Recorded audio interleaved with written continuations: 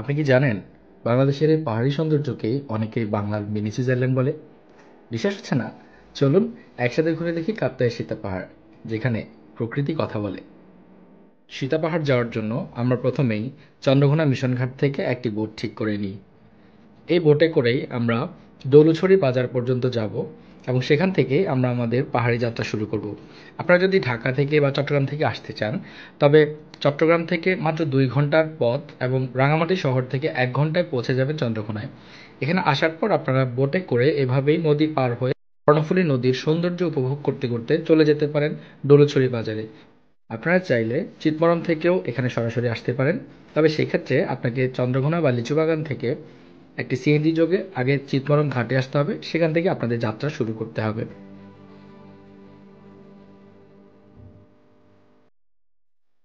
পুরো জার্নিতে আমি এনাম আছি আপনাদের সাথে, সাথে আছে মিল্টন স্যার, স্কান্দর, রবিউল, নিহাল এবং ইমন।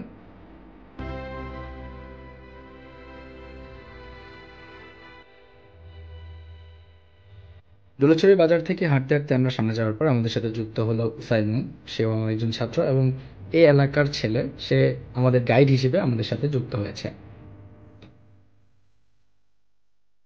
দোলেশ্বরী বাজার শেষ করি এখানে এই যে ইটের রাস্তাটি, এটি অনেক খাড়া।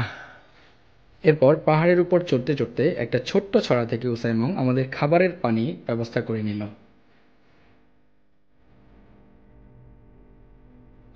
মজার জিনিস যেটা দেখেছি, এখানে পুরো এলাকায় সব বানর।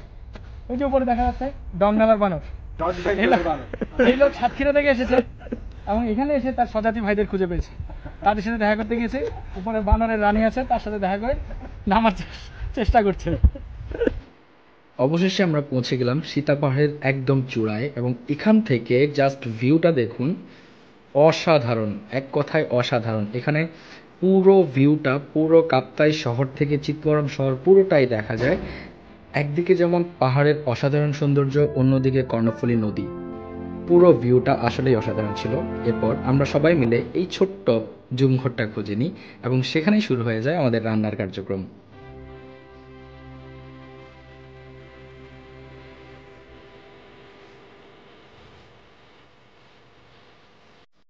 যদিও কথা ছিল রান্নাবান্না করার মূল দায়িত্বটা থাকবে ইস্কান্দরের, কিন্তু মুস্তফা স্যার নিজের হাতেই তুলে নিলেন এবং নিজেই রান্না করতে লেগে গেলেন।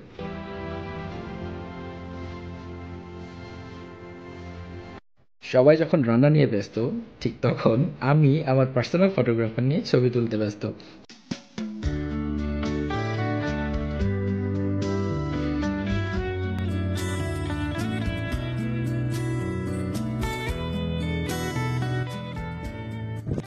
এটা হচ্ছে জুমঘরের পাশে একটা ছোট ঘর পেলাম। এখানে হলুদগুলো, যে চাষের জুমের হলুদগুলো, সেই হলুদগুলো রাখা হয়েছে। দেখতে পারেন মোটামুটি বলা যায় যে ভালো মানেরই হলুদ। আর এখানে পাশেই এই মাচাং ঘর, আমরা সেখানে যাচ্ছি। নিচে আরও একটি মাচাং ঘর ছিল, আমরা সেখানেই গেলাম এবং সেখান থেকে এসে দেখলাম আমাদের রান্নাবান্নার কার্যক্রম প্রায় শেষ। অসাধারণ একটা বিরিয়ানি রান্না ছিল এটা, মোস্তফা স্যারের হাতের রান্না, আসলেই অসাধারণ। আমাদের অনেক অনেক অনেক ভালো লেগেছে। মোটামুটি আমরা সবাই খেয়ে সন্তুষ্ট।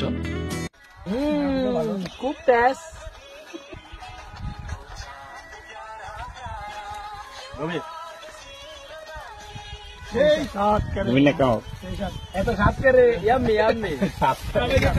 ওরা সবাই খাচ্ছে, আমি ভিডিও করতেছি, এটাই বাস্তব। I love you. হাসি ঠাট্টায় খাওয়া দাওয়া শেষ। এরপর আমরা আমাদের যতগুলো প্লাস্টিক বর্জ্য ছিল সবগুলো পুড়িয়ে পরিষ্কার করে একটা শান্তির ঘুম দিলাম। প্রায় আধা ঘন্টা থেকে 1 ঘন্টা আমরা এখানেই ঘুমিয়েছিলাম এই নির্মল পরিবেশে। ঘুমাতে ঘুমাতে কখন যে বিকাল হয়ে গেল আমরা টেরই পাইনি। শেষমেশ আমরা এখান থেকে বিকাল 4টায় ব্যাক করলাম।